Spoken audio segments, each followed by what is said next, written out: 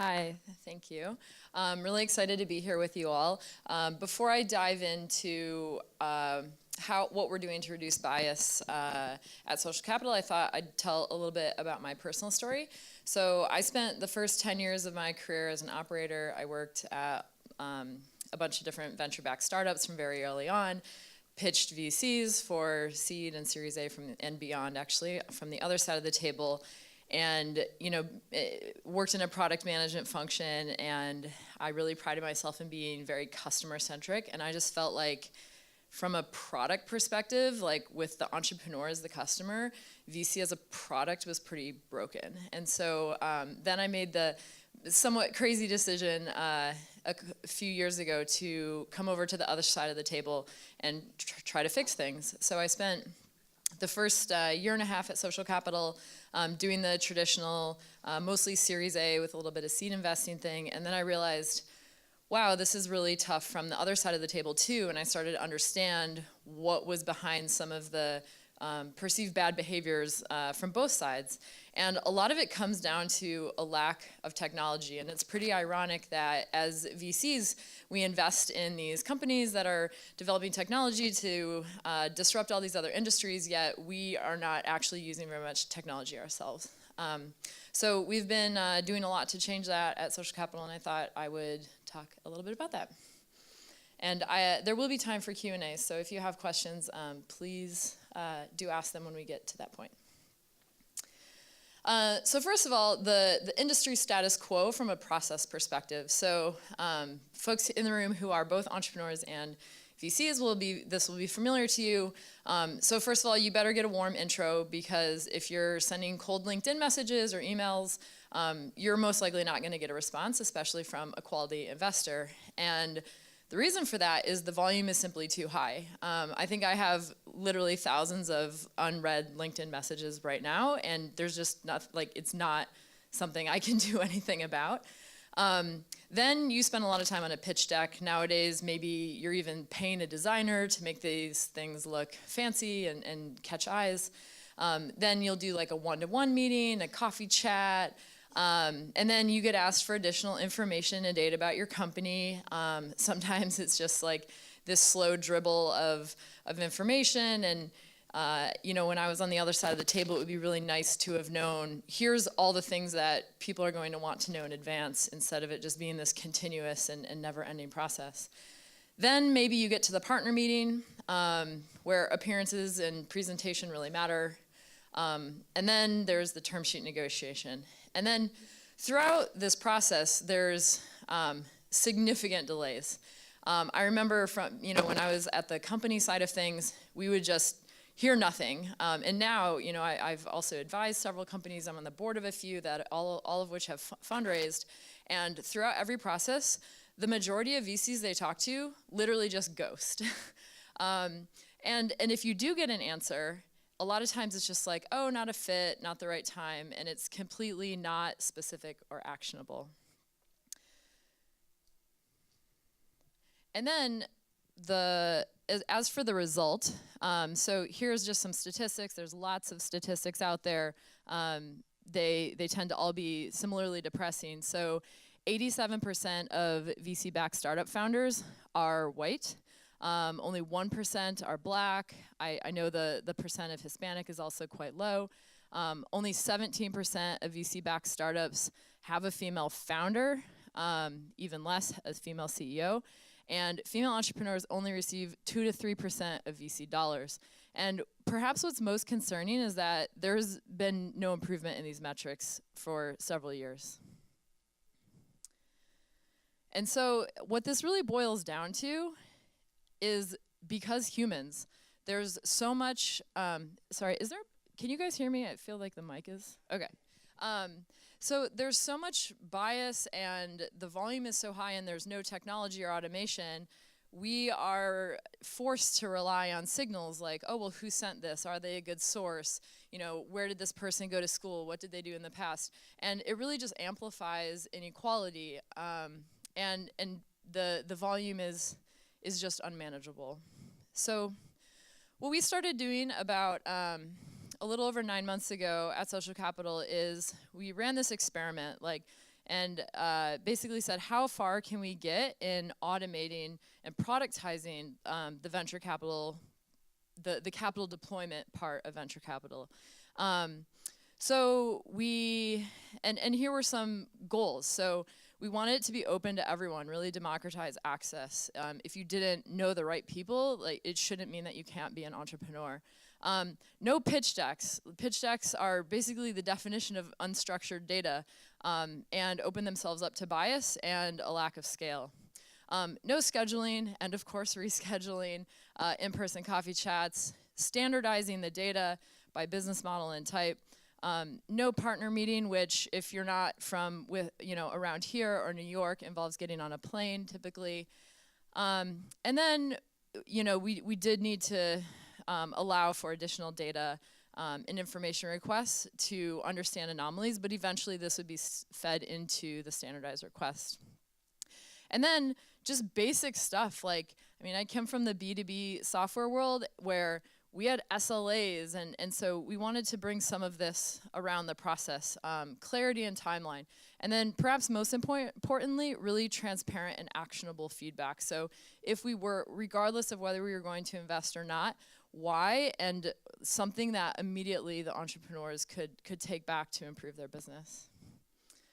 So we did this for 6 months in a pilot, and at the end of 6 months, we had really strong product market fit with entrepreneurs, and so we decided to go ahead and invest resources in actually building out this product offering. And so when we announced it, I was actually asked by a member of the press, like, well, what do the demographics look like? And I actually hadn't really thought about it. So I went through and I looked at all of our CEOs, and a lot of them I had to Google. Some of them didn't have LinkedIn profiles, whatever. And not surprisingly, because it was global, I found that most of the founders we backed were non-white. But what was really surprising to me is that 42% of the CEOs we backed were female. And none of us had any idea. Sometimes it wasn't even clear from the names. I don't really know, but I'm pretty sure that our top of funnel was probably lower than 42%. So I do think that there's something really interesting in that the humans pick about 2%, yet the software picked 42%. And then the decision time was under a week. In some cases, we typically aim for about 3 days from application to decision. And yeah, how do we do this? Software. It's all about automating the things that can be automated. I think for a really long time there will continue to be human in the loop, and there's a lot of business models that are nuanced, and so we do need to involve a human, but over time, as with any sort of automation business, hopefully that will decrease. So yeah, here's a quick look at our product. In the beginning, it was actually a team of one, just myself, wiring together third-party tools to prove out this concept. We now have a technical team of 6 people. We've brought, and we're building everything in-house and bespoke.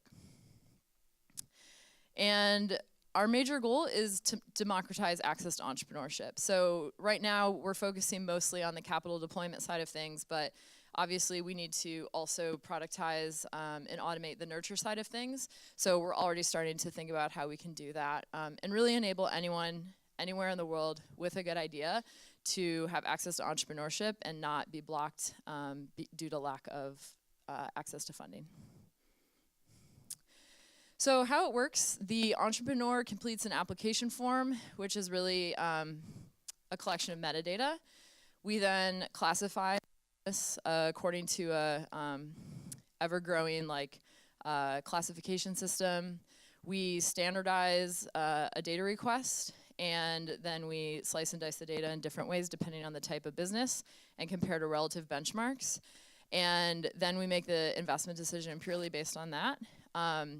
We do today, I think we're still talking, at least on the phone, to all the entrepreneurs, but we don't meet the majority of them face-to-face. Many of them are not from this area. And I actually think there have been cases where we have not had any synchronous communication. And prior to any one-on-one contact, we do make the investment decision in advance. And then we're recording, I mean, I as the human still record like, okay, the system says no, but I think we should do this. At this point, we are still doing those, making those investments and then noting that this is where the human overrode the system. And then in other cases, there are times where the system says yes, and I think this really doesn't seem like a good idea, but we're actually also making those investments and noting those as well. And as a quick aside, there was one entrepreneur, based on the metrics alone, we determined we should invest. I got on a WhatsApp call and just like really didn't click. And was sort of like I felt like I was being sold to, and I didn't have a good feeling about it at all. But decided to go ahead and do it, and it's actually now they're doing fantastically well. It's one of our success stories for Capital as a Service. So much more likely, do I have some superhuman spidey sense over a WhatsApp call? Well, it's probably a lot more likely that this guy was just different from a different culture than I am from, and it was just my own bias. And then we give really transparent feedback. So there's a mostly automated report that comes back that says, these metrics look good relative to your peers, these other metrics look not so good, and we recommend you focus on them. We're starting to get into insights as to how to improve those metrics, and actually the feedback we get from entrepreneurs, some of the best feedback we get are actually from those who we end up passing on the investment, but they just say like, thank you so much for being prompt and for the really helpful feedback. We've heard things like, this is the most useful feedback we've ever heard from an investor. Again, we're not even having conversations a lot of times. So now to go under the hood with the data analysis. So our head of data science has written about this before. There's a Medium series you can search for, social capital. Our head of data science's name is Jonathan Su, HSU, and he has a very in-depth blog series about how we think about both revenue and engagement metrics. So I'll go through it rather quickly so we have time for Q&A, but I do recommend for the entrepreneurs in the room really looking into those. So first, revenue growth. For companies that are monetizing, this is typically how we see revenue represented. It's always up and to the right. It's oftentimes a cumulative chart. But what tells a much more granular story, this is the same data formatted in a different way, looking at monthly recurring revenue split out by, is it a new user? Is it an existing user who came back? Is it a churned user? Is it a resurrected user who churned and came back? And really understanding the movements in MRR. So looking at the graph on the left, yeah, that looks pretty good, except if achieving the growth from 1 month to the next was actually the result of, half that delta churning, that might not be such a great business. So this is how we think about revenue growth. We're really big fans of cohort analysis, and this is something that, I've been at the early stage startups as well. You don't have a data science team. Analytics tools are now getting better in terms of enabling cohort analysis, but this is where our data request is pretty basic. We just say like, all right, we want a CSV of user ID and revenue amount and transaction date, and then we do all of the heavy lifting for the teams. So this is revenue lifetime value by cohort. So in this particular representation, we would be seeing, first of all, what does the general trend look like over time? What is the slope of this line compared to benchmarks? And then also, how do the longer lines or older cohorts compare to the newer ones? So hopefully, if your product is improving and your quality of new users not degrading due to marketing acquisition efforts or whatever, you will see lifetime value increase sooner or have a steeper slope with the newer cohorts. Similar with user growth, this is typically how engagement or user growth is measured. Again, we break it down by who's new, who's existing, who's churned, what is the composition behind the cumulative numbers. And then one thing that not everyone thinks of is, in addition to lifetime value by dollars, there's also lifetime value by engagement. So what does retention look like after month 1, 3, 9, 12? What does cumulative active usage look like And again, how do the newer cohorts compare to the older cohorts? And in terms of the benchmarks, the metrics themselves are different based on sector and actually more so business model, but the benchmarks are different as well, which is why having a robust data set to make these decisions is important. So if you'd like more information on capital as a service, you can go to socialcapital.com/CAS. And we're currently in private beta, but we are able to accommodate most people who sign up on the wait list fairly quickly. So if you're an entrepreneur and you would like to apply for capital and or just get feedback on your metrics, we would love to hear from you. And I also mentioned our Medium series. I didn't put the links up here because you know what Medium links look like. Easier to just Google. Whoops. So yeah, that's all I prepared for talking at you, but I would love to have a more interactive dialogue if folks have questions.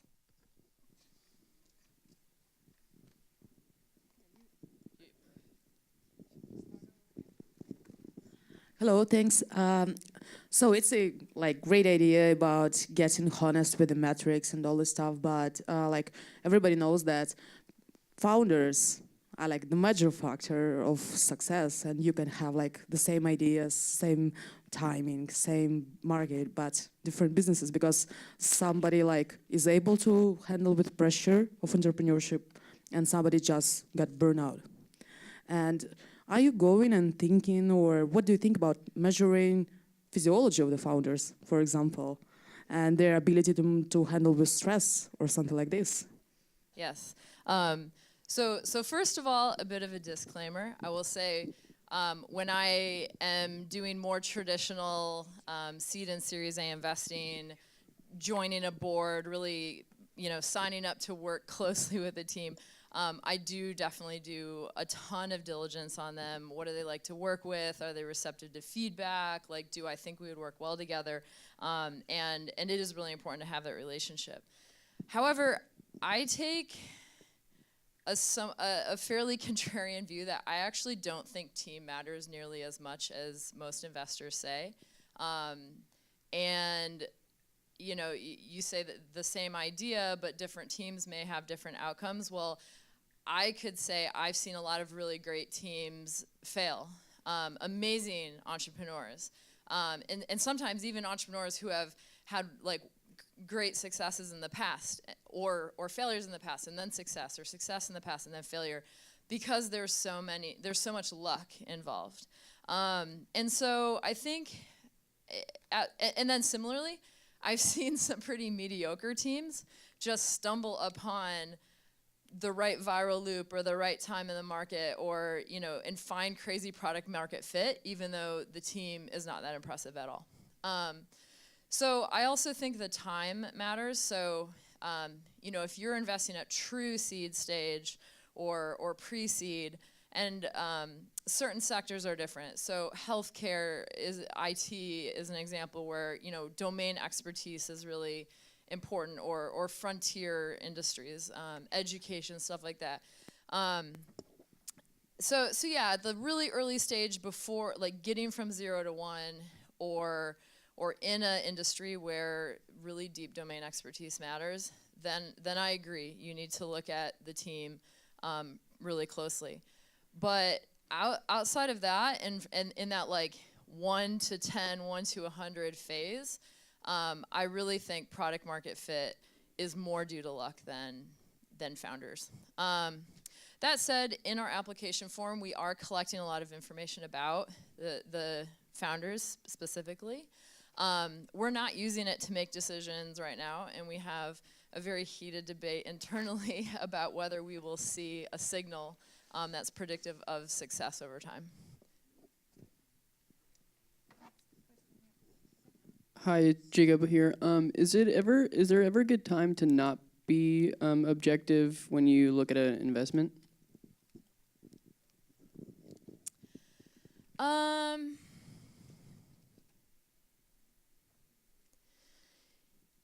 Well, purely from a making money perspective, I would say no. Obviously, from a more holistic, like morale perspective, you know, like one thing we aren't doing yet, which is part of the reason why we're in private beta, is we do need to have more robust controls to make sure we're not, like, you know, funding. You know, today we screen via humans. Like, we don't do gambling, we don't do alcohol, we don't do, you know, stuff like that. Obviously, no criminal activity. So yeah, I mean, there could be. I mean, look at Silk Road, right? Their metrics probably looked pretty off the charts, but I personally wouldn't wanted to have fund that. Personally, my bank account might have thanked me, but yeah. That said, I think it's better than the counterfactual, which is today, which is the majority of the world does not have access to capital to build big businesses. Hey, Ashley. Yeah, so the fund I work at's been working on this as well, and we do a lot of early stage stuff. So kind of piggybacking on them, we're looking at a lot of the personality traits and quantizing those things like arrogance, salesmanship, and that kind of stuff. But I was just more curious, how do you define success? Like, one metric we look at is like successfully raising a follow-on round of funding and how the valuation changes, whether it's positive or negative. And I was just curious, like, how you define success based on some of your inputs. Yeah, so for both capital as a service as well as our traditional venture fund, we do track carrying value, which we only mark up when there is subsequent funding. And that is largely how LPs gauge how successful funds are, because liquidity takes a long time. In addition to that, again, even with our traditional venture fund, we will look at state changes. So in terms of revenue, or for some of the more frontier items like approvals, regulatory stuff, approvals, proof of concept, like predefined milestones. And then with capital as a service in particular, there are a lot of businesses out there that their success is dependent on their access to future funding. You know, if Uber or Lyft, right, super capital intensive businesses, if they were the same exact business, if it was started in Africa, like, they totally would have failed because no one will fund it. So we track things more toward profitability, which is a combination of us measuring success, but also we think that for entrepreneurs that don't have fair access to capital, you kind of do need to think about those things sooner than entrepreneurs like here or on the East Coast. Hi. So did I see a slide in your presentation that 43% of your portfolio was founded by females? And if that's true, could you unpack that a little bit of why that came to be? Yes. So during our 6-month pilot, so we don't track demographics so that was for capital as a service. We do not track any demographic information. It feels a little odd in the application form to ask for things like race and gender. So I mean, we've evaluated over 5,000 companies, so it's just too much volume to go through one by one and try to guess someone's race, especially, or even gender, which is a bit easier. But yeah, after our 6-month pilot, we looked at the 30-something companies we had invested in, and I think it was 42% had a female CEO.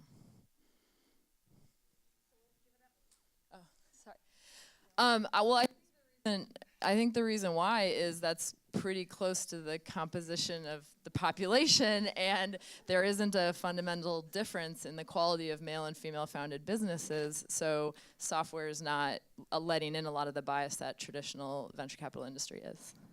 So let's give it up to Ashley Carroll, please.